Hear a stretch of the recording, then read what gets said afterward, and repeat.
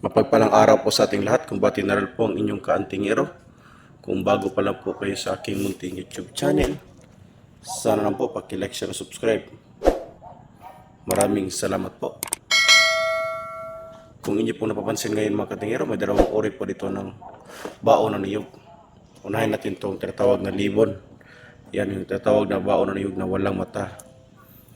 Kung tawagin ito sa Mindanao ay libon. Ayan siya, kung inyo mapansin. Talagang legit, authentic po yan na walang mata. Ang pindat naman natin gawa mula sa baon ng niyog na walang mata ay yung tinatawag namin 777. Ito yung mismong harapan at likuran ng libon na walang mata. Ayan siya. May apat tayong available na 777. Pindat na mismong harapan at likuran ng baon ng niyog na walang mata. At meron din tayo dito available na 777 na gawa mula sa parte ng libon. Ayan, parte lamang ito ng baon ng niyog na walang mata. Ang plain, ayan. Tapos, may mismong harapan at likuran din na apat. Yan, ang tatawag nating shitty or 777 na pindat. Isa sa mga tested natin na gawa na marami na din nakapag-testimony nito. At may video din ito na sinubukan nila sa manok, sinabit nila tapos binaril ang manok gamit ang 777 ng matama ng manok. Pumuti lang ang balhibo at hindi natablan at nang barilin nila ulit, ayun, nasira ang baril. Dalawang putok, hindi lumabas ang bala at nabali ang tambor ng 357. I-upload ko din yun sa aking vlog. Ang isa sa mga tested nating gamit ang 777 na pindat na gawa mula sa baon ng niyog na walang mata. Kung tawagin dito sa Mindanao ay libon. Ayan ang kanyang bao. Ang libon. Sunod naman natin yung rampok at tawag namin dito round 99 pindat. Alam nyo naman yung round 99 pindat, isa din sa mga tested at mga maraming kumukuha na din sa amin dito na uri ng agimat na gawa mula sa baon ng niyog na may isang mata at isang bibig. Ganyan po ang baon na kanyang pinagkunan. Yan, mismong harapan ito at likuran.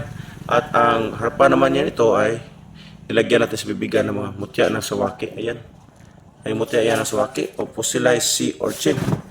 Ang kanyang bibigan. Ganito na siya kung pagmasdan. Ayan. Kuha tayo isa. Ayan, sa ito ang iyong mata. Ito yung bibigan nilagyan ng mutya ng sawaki. Ano, makita po yan. Legit po yan ng mutya ng sawaki. Formula naman ito ay yung tinatawag natin round natin all around depensa at alkontra na din na uri ng formula. At sa tatanong sa mga kung ano ang laman ng ating kadalasang ginagawa ng mga agimat mula sa bao, may mga reels at video na rin ako na itampok nito. Ang lalalong na sa aking Facebook page na Combate General at ang aking main Facebook na Kapitan General Amali. Ayan. Dito, babalik tayo sa round 99. Pag sasabi round 99, ito yung formula na may marka ng 99 sa gitna tapos may nakapalimot na orasyon. At kapaloob naman itong orasyon naman ay siya manapot siyam kaya tinatawag ng round 99. Ang mga orasyon na yun ay mga round o iba't ibang uri na binubuo ng siyam na uri ng mga orasyon. Gawa mula sa baon na niyog na may isang mata lamang. Yan, legit na isang mata lamang. At isang bibig. Ito ating round 99.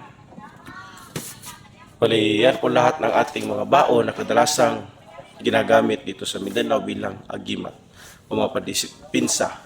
Sa mga naniniwala po sa ganitong bagay, ang mga bidyong ito, ang libon at ang baon na may isang mata at isang bibig.